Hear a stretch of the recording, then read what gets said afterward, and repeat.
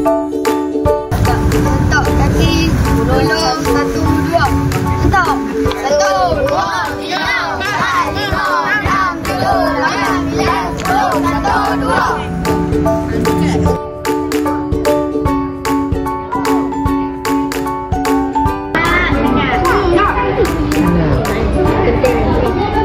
Sedar tak Mustaqim?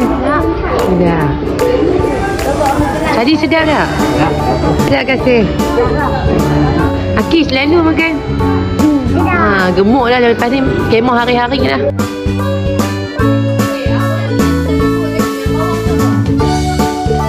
Kenapa buku perasa dulu? Tambah.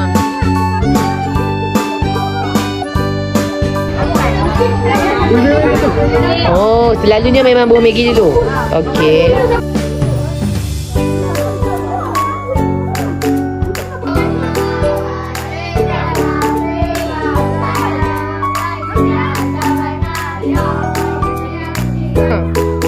Agak-agak sedap dah.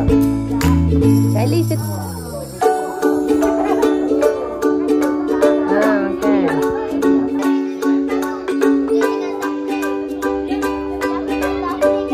tidur kat sekolah. Siap. Ya ke? Bukan Akish tak mau tidur sekolah? Awak tak siap? Ya ke? Hang serius lah? Tidur sekolah? Tidur sekolah siap? Eleh. Ya lah tu.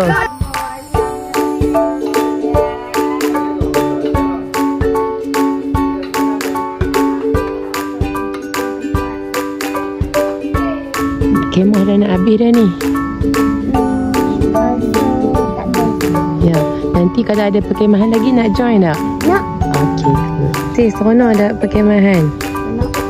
Nanti kalau ada lagi nak join tak? Okey.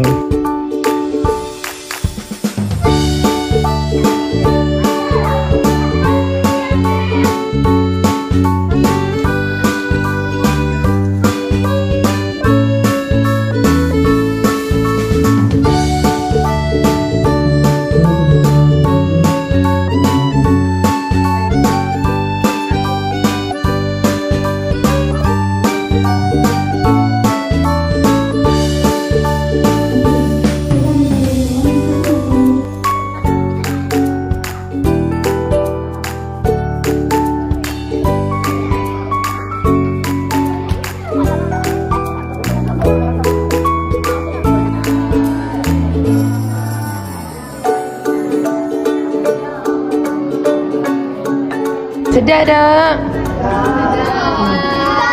Sedap. Malam lah ni. Seronok tak?